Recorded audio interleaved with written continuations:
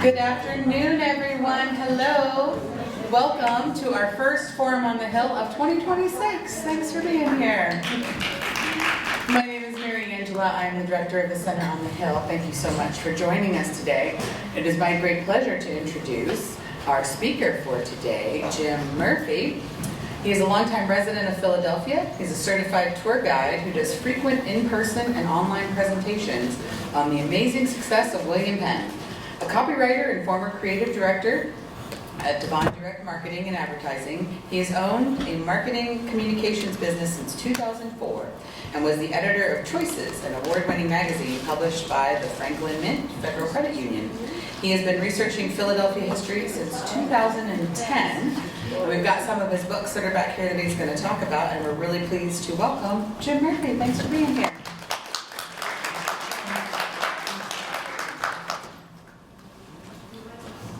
Good afternoon, and thank you for coming out today on this beautiful, will be cold day. Oh, sorry, I got it. You don't have to be right in it. I'm Okay. just pointing it at you. I'm going to try to figure where I'm going to look because I can't quite see that when my eyes aren't that good. But welcome to a totally new way of looking at Philadelphia history. And put this image in your mind because right at the end I'm going to show you a different picture of what's going to happen there in the next 7 months. It might help if I turn it on. And it might not. Let's see. It was working earlier. Technology. We'll get it there, don't you worry. Oh, I know what I'm doing. Oh, there I'm going we the go. wrong way. Wrong way card. And welcome to this. This is real Philly history, real fast. And I had actually added to this slide. This is a story that took me 11 years to write, but somehow that slide didn't come up. I appreciate the forum inviting me today, and I've heard great things about your programs, and I love your facilities. And it is nice to do this in person. When my book came out a number of years ago, it was right in the middle of COVID, and I couldn't go anywhere, and I had a number of book companies say they'd like me to present after COVID. Well, that never happened. But anyway, it is so nice to be here in person. What can you expect? I guarantee you'll learn at least 9 things that you don't know about Philadelphia, and I'm willing to bet it's a lot higher than that. We'll talk about new and often unknown Philadelphia stories, and this is not in my book, but I mention it because a lot of you will be down at the Liberty Bell in the next year, and the word Philada is on the Liberty Bell, and I jumped a slide. I'll show you in a minute. Philada was what we were called before Philly, Philly, and you'll even see it twice here on the Liberty Bell. I've seen it on military patches, pharmacy bottles, newspaper ads. It was everywhere. Sometimes the A was superscripted, sometimes it wasn't, but Philada was what we were called.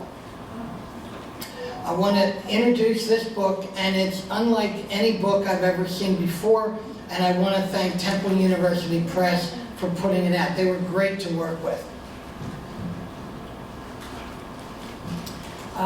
And it is a book I never intended to write. And it came out when I was already in my upper 70s. But as I said, it took me 11 years to do it. And this is the book, and there are some back there, and if anybody wants them, they want them, I will sign them.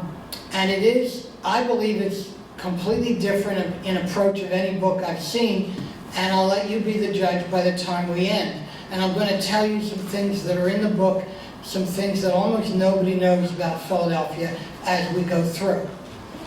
And these are 3 people that endorsed my book: Sam Katz from History Making Productions, Paul Steinke from Preservation Alliance, and Tim McGrath, who has written 3 or 4 books of Philadelphia history, much of it on Commodore Barry and naval heroes. And one of those naval heroes I'm going to talk about. It is a different book because it is short and sweet. Nothing in it is more than 5 pages or 4 pages. But in order to get there, I had to take this much information and compress it to here. And who am I? I am an amateur historian. I didn't get a degree in history. I got a degree in English. And I am not the Jim Murphy who wrote the book on the yellow fever. There are so many Jim Murphys, and I'll talk about this in a minute, that I should have changed my name. My background, I've been a certified tour guide in Philadelphia since about 2011. I've been writing for years, and I did columns for the Society Hill Reporter and QVNA magazine, and that's where a lot of these stories originally appeared. Here are some nuggets from the book that I want you to know about. Who was probably the first nude model in Philadelphia? That would be a good guess. It's not right, but Ben Franklin would be a good guess. It was Charles Willson Peale. Charles Willson Peale was one of the founders of the Pennsylvania Academy of Fine Arts. He always felt that you should draw from nature, or it's a quote close to that. He had a bunch of young men ready that he wanted to have a nude model, and they couldn't believe he even suggested it. He eventually got a group together, and he had a baker who was supposed to be very buff, but he also was very bashful, because at the very last second, he says to Charles Willson Peale, "I can't do it." So Peale, at age 70-something, peels off his clothes, and we believe is the first nude model. So that's a founding father story that most people don't know. Where was the Liberty Bell secretly damaged? You know that the first time it rang, it cracked, and what you see as a crack was actually a way to fix it. But when it was on its way to the Chicago Beautiful, or that City Beautiful exposition in Chicago in 1893, one way or another it cracked. And I didn't know that till I was going through the nominating form for some of the history, and it talked about that final crack.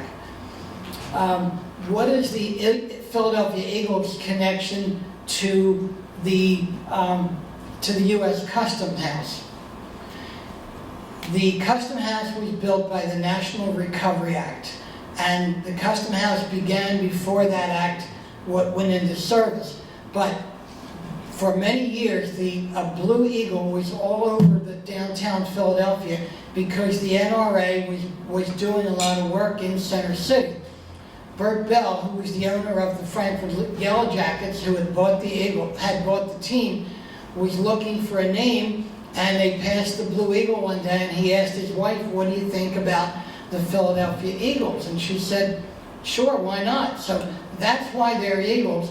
I didn't know they didn't become the Green Eagles until after they left Municipal Stadium. I don't know the reason, but they were blue. Their logo was blue until they left Municipal Stadium. It's little trivia like that I enjoy. What Philadelphian has more than 40 towns named after him, and it is not Franklin? It's not Penn either. It's Commodore, and I just about, not Barry, Commodore Decatur. Stephen Decatur was probably would have been president. He was a famous admiral who made one of the most gallant, heroic actions in the war with the Barbary Coast pirates. Philadelphia had a ship that was paid for by Philadelphians. I believe they raised $25,000 in a month, but it might have been $100,000. Anyway, the Philadelphia was over fighting the Barbary Coast pirates, and Bainbridge, Lieutenant Bainbridge, he may have been captain at that time, ran it aground while he was chasing some of the Barbary Coast pirates. They kept it there. The pirates kept it in Tripoli Harbor and used it as a security point, and also to make the U.S. look stupid. Decatur went back and got onto that ship and burned it in the harbor. And it's the equivalent of when we went after the guy from 9/11, Bin Laden. It was the equivalent of that century's Bin Laden killing. And Admiral Nelson said it was the most heroic and act of the age. So that was Commodore Decatur, and he died foolishly in a duel with another Navy admiral or captain. I found out when I did that story that we lost 60% as many officers to duels from 1860 to 1900 as we did in actual combat. For some reason, they just sat around all day and they dueled. Where was the city's first Pennsylvania historic marker with the word riot in the title? I heard something I didn't hear. Fort Richmond? No, it's actually the Lombard Street riot. And that's right at 6th and Lombard, where Richard Allen's church, Mother Bethel, is. There was another historic marker with the word riot. It was the Christiana riot out near Harrisburg, but that wasn't in Philadelphia. It's not in Philly. And what statue may be the second most photographed of all? William Penn or Rocky? Rocky would be number 1. Commodore Barry would be number 2. I believe, I have never walked past his statue where I didn't see a bunch of people gathered around taking his photo. They don't know who he is, but they know that that's a powerful statue, and he's looking there saying to the British, I'm coming after you, and I'm coming after you hard, and he did. Commodore Barry is worth a whole program. Where is it, the statue? Oh, it's right behind Independence Hall. Oh, okay. This is the only book I've ever seen that talks about the Athenaeum, the Library Company, and the Historical Society, and makes them interesting, because they are. If you haven't been to those places, please go. They have great stories. My book, you can read it anywhere you like, in the subway. A lot of people choose the bathroom. I don't care where they read it, but it's easy to read and it's fun. I will say you'll learn things that most Philadelphians don't know, and it is like a survey course. It's fast, it's fun, it's interesting. Each one took me 25 to 35 hours to write, because I would see a sign or a story and I would say, well, let me find out more about that. And then, as I said, I would have this much, and then I would cut it down. And I felt like I was a detective. I would do better if I would hit the thing. And here's a woman I include because her name is Elaine Peden. She got Hannah and William Penn listed among the first 8 people that were, honorary citizens of Pennsylvania. She went over to London and was at, I think it's Jericho is the name of the place, and she wanted to put a flag on the statue and on his grave, and they said no, but if you make him an honorary citizen, come back and we'll help you. So she made him an honorary citizen. It took a long time, but it got done. The story behind the stories. Have any of you ever seen the restaurant guide that used to be out with this name on it? Yes. Do you know how to pronounce that name? I called it Zagat. I found out when I did a story for the Society Hill Reporter, the name it rhymes with the cat, so I guess it's Zagat.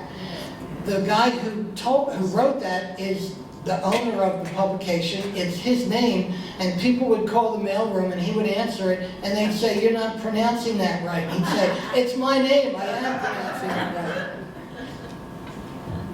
right. Short copy, by the way, is not easy. It's very hard because it's like taking a mountain of material and figuring out what's important and what's not.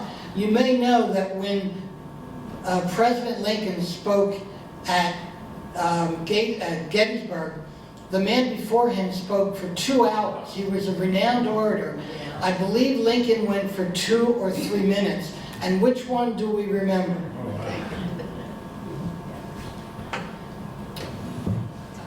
So I did those articles and I had to put them in 680 to 720 words. But that to me worked because now they're short. After I started writing these, people came up to me on the street and said, "Are you the Jim Murphy writing the history articles?" And I said, "Yes," and they said, "It's the first thing we turn to." So I thought, well, maybe I got something going here. And writing helped my tour guiding, and tour guiding helped my writing. And I'm going to try to go quickly because I don't want to go too long, and I'll take questions at the end. My aha moment was I was waiting for people from Mumbai up at the Constitution Center parking lot, and I asked myself, what was Philadelphia like when William Penn got here? And it was totally different from anything I had learned as a child or even as an adult. And that has changed a lot of my thinking. I've actually done a whole program on William Penn as a result. So I'm going to go quickly through the book, show you why I think it's different, and then I'm going to go to these 3 in-depth stories and let you know about some real heroes in Philadelphia. I'm going backwards again. Those are some of the numbers. There are 51 stories. There's a bibliography, and Temple University published it. I wrote them, and I told them I had these stories. I met with the editor. He said, "I like them, but I need 8 or 9 more." And I said, "Well, that's going to be another year or 2." But it happened. And I do think it's like a history buffet. I've never seen any of these stories anywhere before I wrote them. And I do have a weird mind. I look at something and say, why did that happen? Who did that? And what's the story? And no book can cover everything in Philadelphia. There are over 330 historic markers. I think there's 380 now, just in Philadelphia. That doesn't include Delco, Montgomery County. So nobody can cover everything. This is the inside cover of the book, and it's Carpenter's Hall. And it's dedicated to Penn and Ben. And William Penn and Ben Franklin. I will not let a tour out of Philadelphia without talking about Penn and Ben. William Penn set up the whole administration for the city, and Ben Franklin came 20 years later and improved everything he touched. And I start every tour with this because I didn't know this. We started 58 years after New York and 52 years after Boston. So they were already eligible for AARP before we were born. And by 1770, we were the largest, most important, and most cultured city in America. And that was because of Penn and Ben. So no one gets out without hearing about the 2 of them. I wish I would go the right way. These are maps of some of the places we cover. But this is really why I think it's unique. Every story has a headline and a subhead. So if you don't like it, go on to the next one. It's like the subway. Another one will come by in just a minute. But I want people to know what they're getting into. And I highlighted those in red just so you can see them. Everything is bullet copy.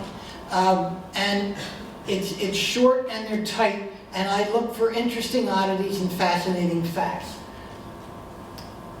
And we also, the editor came up and said, why don't we put nearby attractions in the book? So we have the fast facts right here, which give you a lot of the gist, and then it tells you what's nearby to look at if you're carrying this around the city. I thought that was a great idea, and everyone has a picture, and this is right near 13th and Pine, and it reminds me of William Penn's green country town. I think I'm the perfect person because I am inquisitive and I'm like a dog with a bone. I'm going to keep going until I get the story. And here are a couple to look at in detail. How many of you know who Robert Smith is? He was probably the greatest architect in colonial Philadelphia. And I think his name is just too common.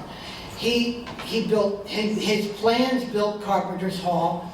He built the steeple on, put the steeple on Christ Church. He built Nassau Hall. He was a remarkable architect, and almost nobody knows who he is. And by the way, Ben Franklin used 2 or 3 lotteries to get the money to build the steeple on top of Christ Church. Christ Church, by the way, was the tallest building in America for 58 years, and the tallest building in Philadelphia for about 100. Because of that steeple. Smith designed Carpenter's Hall, but he didn't oversee it. But his plans were used there and elsewhere. And this is a book that he had. He had a giant library of books. And it just tickled me that he just wrote Robert Smith, his book, and the date. But this is really why I wanted you to know about it. He helped put 64 or 66 of these chevaux de frise in the Delaware River. The British took Philadelphia by coming overland in 1777 in September, but they couldn't get up the river for supplies because we had these in the river. And we had Fort Mifflin, and we had Fort, I lost the other, it's now called Red Bank. I'll get it. Fort Mifflin was a giant battle, and it's called Mud Island. It's probably the fort that saved America. But the man who designed that fort knew where the weaknesses were because they never filled it all in. So the British had him come back, and they bombarded that fort. They basically obliterated it, and they were then able to get past the two forts and get up into the city, and then supply General Howe and the army in Philadelphia. But there were 250 ships lined up in Delaware Bay and the river for 2 months before they could get by these. Robert Smith designed and placed a lot of these chevaux de frise and was in the water for long periods of time. He died at age 55, far before his time, and people don't realize what a patriot he was. He was a great architect and a great patriot. The Pirate of Dunkirk. This is one of my favorite people. This is a man named Gustavus Cunningham. We would probably spell it Cunningham. He was a privateer who was given his papers by Ben Franklin, and he went after the British right in there at their back door. Dunkirk is right there across from Dover. The English Channel is there. Cunningham spent a lot of time just picking off ships in the English Channel, but he also went down to Barbados and down there. He captured 60 ships, more than Barry and John Paul Jones combined. He had 5 men of war looking for him in the English Channel because the king said, "I'm going to personally hang him." When they caught him, the king said, "I'll be there to hang him," and George Washington said, "I'll hang 5 of yours if you do." In the meantime, Cunningham escaped. But while he was bothering the British, their insurance rates jumped 40%, higher than in a world war, because much of it due to Cunningham. The English were shipping their goods in French ships because of Cunningham. He came back to Philadelphia, and he went to Congress, and he said, "I want to be paid for what I did." And Congress said, "We don't have any paperwork on you." The French took it when he was at Dunkirk because the British were protesting that he was picking off their ships. So he had no paperwork. He didn't get paid for anything. But if any of you remember Paul Harvey, he was a radio commentator, and he talked about, and the rest of the story. Well, in 1908 or 1902, I forget the year, someone bought a $2 signature of John Hancock's, whose name was on the paperwork for Gustavus Cunningham. It's now in a museum, and now we have proof that he was who he said he was, but it just showed up about 150 years too late for him. So I did a program recently in the pouring rain for him to mark his death day because he deserves to be honored. Just remember, Gustavus Cunningham. James Fortin is one of I think, the greatest Philadelphians that ever lived. He was a black man who helped with abolition. He had a great family who did wonderful things, but he was a fabulous human being. He also was the last photo I needed, and I couldn't get it for a long time. But even he, as a leader in Philadelphia, could not go out on July 4th because what he called the hyenas would chase black people and force them inside. But this is what Fortin really did. He fought in the war at age 12 or 14. He was a privateer on a ship that actually was commanded by Commodore Decatur's father. The second time he was on it, though, he was captured. The owner of the prison, the captain of the prison ship that he was on, and 8 people a day died on this prison ship, so it was not easy duty. Fortin came up with an idea that he was small enough to get in a sea bag of someone coming off the ship and he would be free. He tried that and was ready to do it when a white boy who was sick needed to get off the ship right away. So he gave up his place and actually carried the white kid off the ship and then got back on and lived there for 3 more months. He had a great skill as a shooting marbles, and the captain of this ship's son, who was 12, really looked up to Fortin and his ability in marbles. They asked him to join the family, and he said basically, hell no, we're fighting you guys, I'm an American, I'm not going to go to your house. So he went back on board the prison ship. He also rescued 12 people out of the Delaware River because his sailing shop was right on the Delaware. That award made him more proud than anything. But he is one of the greatest human beings that I ever heard of, and I'd not heard of him before I did a story on him. And the skill was his marble skill. It's hard for me to see. Okay, things I learned writing this book. I should have used the name Jim Noce. My wife is Italian and her name is Noce, which means nut, and it's probably appropriate. She said I should use his name. When I was in Delaware County, there were 38 Jim or James Murphys. James was the most common first name in the Social Security Index for that 10-year period, 40 to 50, and Murphy was the most common Irish surname.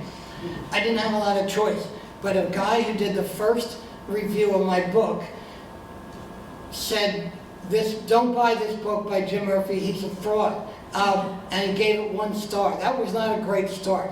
But Murphy was just too common. But even now, this Jim Murphy unfortunately died a year ago. Google had him up there and may still.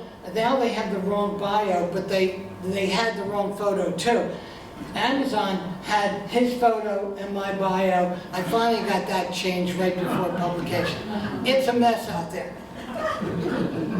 You need a signed release for just about everything, which I didn't realize. Even for monuments, public murals or monuments, you have to get a signed release for it to go into a book. If any of you don't know this, this is the Irish Memorial.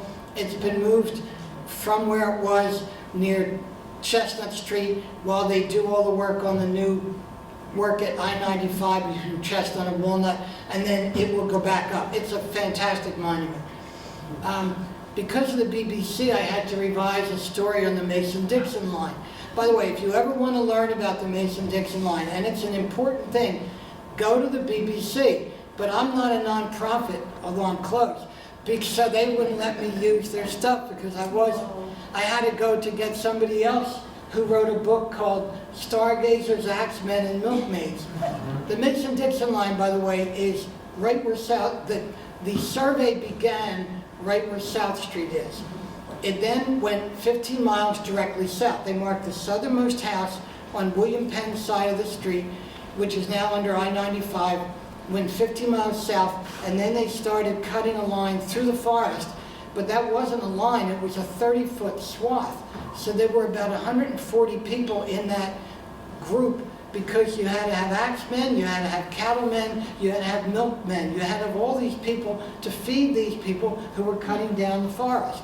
How are we doing on time? Oh, no, you're fine. I'm just trying to move you into a microphone. Oh, I'm sorry. I'm sorry. That's okay. I always do that. Anyway, so the Mason-Dixon line, we had a big fight with Maryland for about 70 years. And that's why the king finally said, settle it. So Mason and Dixon came here, marked that line off, and then started south. And it's probably the most important line, one of the most important lines in our history. But go to the BBC for the best story.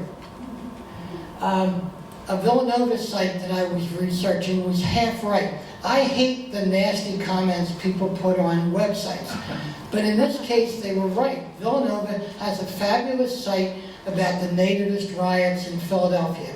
It was around 1842. But what they don't tell you is the man who started the nativist riots was a Southerner who had been a drunk, who I believe had killed somebody, and he was a Jewish man. Why they didn't give his name, I don't know, because it's part of the story. And I only found out because of the nasty comments someone wrote and said, well, why aren't you telling the whole thing? If you ever get a chance and you want to see history and hear music with it, on my website I have blogs early on, and I have for a couple of them I was able to use the song from Sailing to Philadelphia sung by James Taylor and Mark Knopfler. It's great. There's a song in there called Acadian Driftwood, because we had 400 Acadians who were left in the Delaware River by the British during the French and Indian War. The Quakers helped bring them up into downtown Philadelphia and actually paid money for them to live for a couple of years. They eventually dwindled away to New Orleans. We call them Cajuns, they were Acadians. But the song Acadian Driftwood is a fabulous song. And The Last Farewell, I have a blog on there that will tell you about it. It's a great story about a song that was number one, was out of circulation, and then was number one in 10 countries in Europe about 8 years later. It's just a great song. My book includes well-known sites, both like Chinatown. If you've never seen the Chinese Gate, this is, I believe it's 40 tons. It's a remarkable, it was done by Chinese people, and they came back and refurbished it, and there is not a screw or a nail in that gate. I don't know how they fix things, but it is the real deal. There are some things hidden in plain sight. This is down by Thomas Jefferson University at 11th and Walnut. If you've ever heard of there's a cryptic thing like this at the CIA building. Someone just released 2 of the clues. The same guy who did this one at the CIA building, and I just can't think of his name. I'm over 80 myself now, and I will have senior moments. If you've ever been to South Street, this is Isaiah Zagar, and that is a mosaic. He put mosaics all over South Philadelphia, and this is his own self-portrait. You'll never see it again because it was on the wall of the Society Hill Theater and it's gone. That is a fishing hook that he's showing there because he was an avid fisherman. I'm not sure why he's got the hook at his mouth, but you'll see his things everywhere, and the Magic Gardens is definitely worth going to. This is a place I get more questions about than anything else when I do a William Penn talk. This is our Lazaretto. That's a quarantine station. It's about 9 miles from Philadelphia in Delaware County. And we put it there because we had the yellow fever epidemic of 1793, the worst epidemic of yellow fever in history in the US. 10% of the people died within 3 months.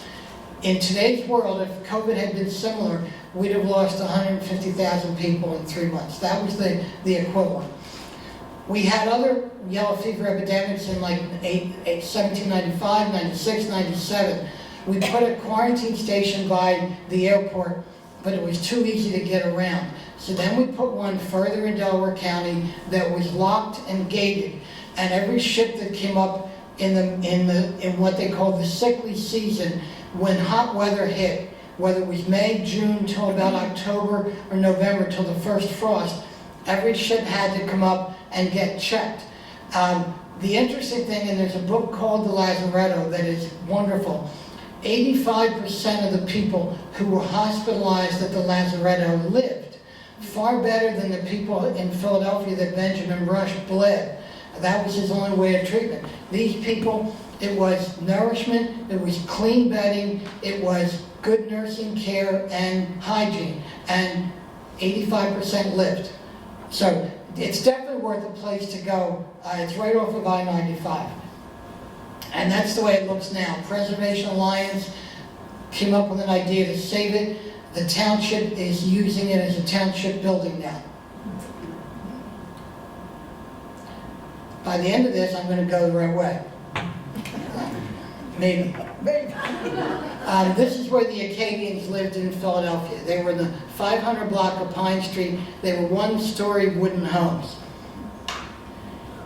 And many people, if you've ever heard of Evangeline, which was a poem by Henry Wadsworth Longfellow, Evangeline dies with her lover, and they end up in this tiny churchyard. People come looking for her here. She's not there, she's fictional, but in New Orleans there are statues to Evangeline.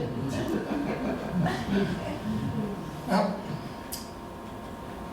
and this is Fort Mifflin. This is the fort that saved America. It was obliterated, but they held out. General Washington said, hold out to the last extremity. They held out for 6 days before there was nothing left of the fort, but that gave him just enough time to get to Valley Forge and live to fight another day. It's definitely worthwhile too. It is called Mud Island, and it is muddy right now, but it is an important fort, and it was rebuilt.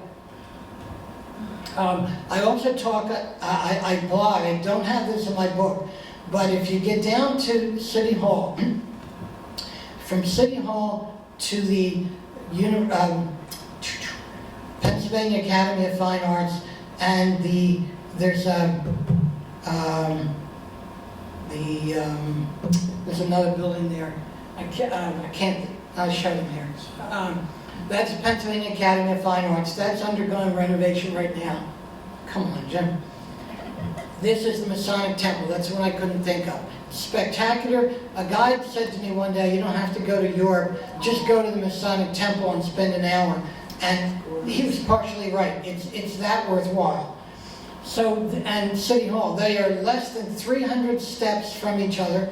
They started within 3 years of each other, and they are spectacular, and they're all National Historic Landmarks. I suggest if you're downtown, at least visit one of them. These are two not in the book extras. John Adams, when he first got to Philadelphia, wrote a note that said, I was here yesterday where the First Continental Congress is going to be. The First Continental Congress was held at Carpenter's Hall, but they had what I'm going to call a sham vote the day before, and they said, oh, we picked Carpenter's Hall. John Adams wrote a week before that he knew where it was going to be. The other thing is, John Adams said about the Boston Tea Party, they got the idea for it from Philadelphia. Ben Franklin, as a postmaster, made sure that all his and other publications went up and down the eastern seaboard free. And there was a plaque, not a plaque, but there was a paper that went up and down the east, and it talked about to this Captain Ayres, if you bring that ship up here, we're going to tar and feather your bald head. He brought it all the way up to the shipyard, and I believe it's the owners of the ship said turn it around, but it turned around and went back. And this is a piece of public art. If you remember the piece that I showed you at the beginning, this bridge is going to replace a bridge that ended on the left side of the highway, and it's going to go all the way across I-95. And oddly, the engineers say they are going to flip it. They're building it on the ground, and when they're ready, they're going to take it in position, and they're going to flip it across I-95. I can't wait to watch it. Anyway, that's a quick look at my book.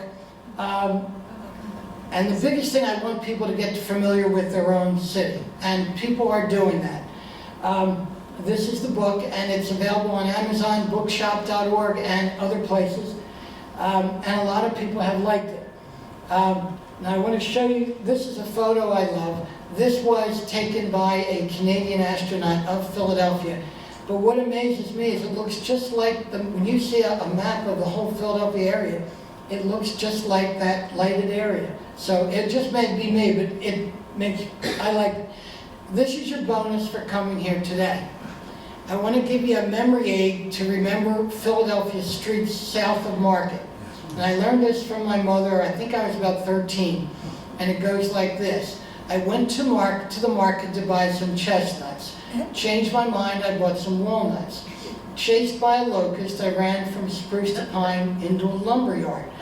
South of it, on a bridge over the water, was a girl named Catherine. She was a Christian and her father was a carpenter in the Washington and Federal Army. So that takes you about 13 blocks out. And I use it almost every day. I'll be somewhere and I go, where am I? Okay, now I know where I am. So that's your bonus for coming today. I'm here to answer any questions. That's my blog. That's my website. And if you have any questions, the easiest one is jim@realphillyhistory.com. And I appreciate your listening, and I hope to see you on the wonderful streets of Philadelphia. And I do tours, by the way. Anybody have a question? How can we get you, how can we have you give a tour? Just go to my website, realphillyhistory.com. There's a sign-up sheet there. People just write and say, I'd like a tour on this day or that day. Can you do it? I don't tour every day, but I try to get in as many as I can. I'll do one person or two people. I'll do 50. I don't care. I feel like I'm an ambassador for Philadelphia, and if I can get somebody here and they can walk around for 2 or 3 hours and go home and say, you need to come back to Philly, I'll do it. Yes, ma'am. That's my sister Peg, by the way. My older sister Peg. Very old. What was I going to say? Oh, I think you told me you also can do like a smaller group if somebody, I cannot walk for 3 hours. So I think you said you can sometimes do one. Oh, I do some 3-hour tours or 4-hour tours if people want them. I'll do 2.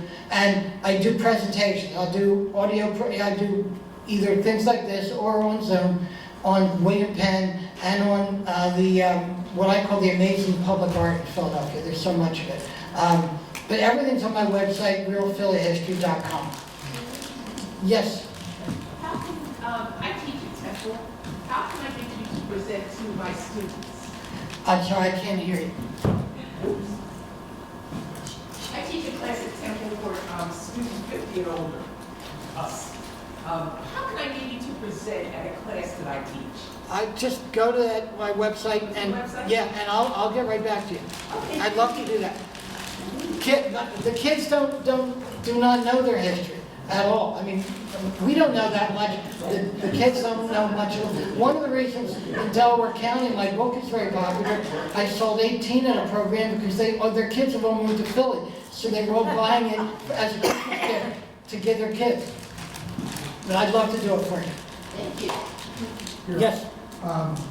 Your salute to Penn and Ben.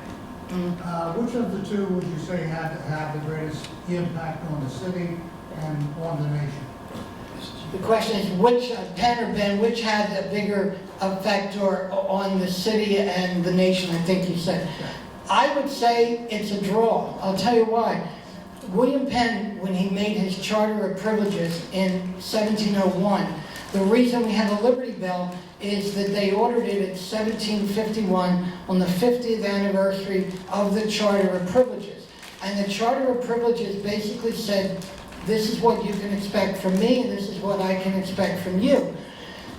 In England, there were 200 things that were punishable by death. In Philadelphia, there were 2, murder and treason. William Penn, his Charter of Privileges, and he invited people from all over the world to settle here and practice any religion they wanted. They couldn't serve as an officer in the government if they didn't believe in Jesus Christ. So that would rule out Jewish people, Buddhists, and some others. But he said, come set up any church you want, come and no one will bother you, and you will not pay a religion tax. In 9 or 7 of the colonies, you paid a religion tax as high as 10%, whether it was your religion or not. So also, when the Catholics started saying Mass at Old St. Joe's Church, I think it was 1737, immediately, and papists were not welcomed in Philadelphia. I mean, this was the British town, they didn't like papists, and Catholics are papists. Immediately they protested to the Governor's Council. Governor's Council, he looked at the paper of the British law and William Penn's Charter of Privileges, and he said basically William Penn's charter trumps British law. So we were the only place that we know of anywhere the British Empire was, that mass was permitted. And he also changed the law on juries. William Penn was arrested he was in prison I think 8 or 9 times, and there's a great piece of writing about him, and it's called the Penn-Mead trial, M-E-A-D. William Penn and Mead were out proselytizing for Quakers. They were arrested, as they knew they would be. They were tried. The Lord Mayor of London wanted wanted him convicted. The jury would not convict him, so he threw the jury in jail, into Newgate Prison, where they really did not have a pot to pee in. They had nothing. One of them was a big wheel, a rich man in England. He brought it up, he appealed it. And that appeal says that in England and in the U.S., the judge cannot demand a particular verdict. And Scott Turow, the author, who's both a lawyer and a crime author, in 1990 wrote an article in the New York Times about crediting William Penn for that law change in 2 countries. So Franklin improved everything he touched here in Boston and here, well, especially here. I would not put one over another, because Penn set up the government, made it the most fastest growing city and commonwealth in the country, and then Franklin improved everything. So I wouldn't pick one. But thank you for the question. Anybody else? Yes, ma'am. You mentioned it in your presentation, and I had never heard of it. What was the Bible riot? Bible riots happened in 1842 when this man, Louis Levin,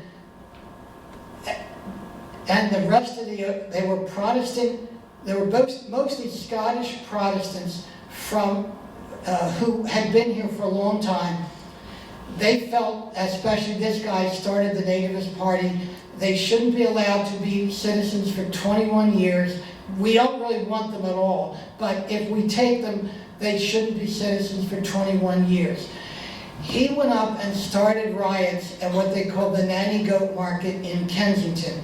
He went up with a loudspeaker and men, and they stood around and talked about the Shanty Irish and the Catholics and this and that, and they knew they were going to get a riot. Someone got killed. This man, Levin, owned 2 newspapers. He used that killing to start pushing for more riots. They burned down St. Augustine's Church, which was the forerunner of Villanova University. They burned at least 1 convent. They fired cannon at St. Philip Neri Church, near where I live, near Queen Village. They had to call out the militia. It was a mess. And people talked about the fact that this is supposed to be the city of brotherly love, and it was the city of brotherly hate. By the way, and I don't understand this either, but we had more major riots than any city in America, and we are, according to Frederick Douglass, we were the most racist city in America. The only thing that I can say, and Jim Mundy from the Union League has been a historian for years. He said, we were either the southernmost of the northern cities, or we were the northernmost of the southern cities. I asked him one day if we had to join the Civil War on a vote, which way would we have gone? And he said, I don't know, we were right down the middle. Half of our medical schools were filled with people from the South. We had textile people working all over Philly with great connections to the South. We had a lot of abolitionists, and every time the abolitionists tried to build a hall, we burned it down. So, I don't know, but I think maybe the fact that we were right in the middle between the North and South had something to do with our craziness. Anything else? Well, thank you very much. I appreciate your attention.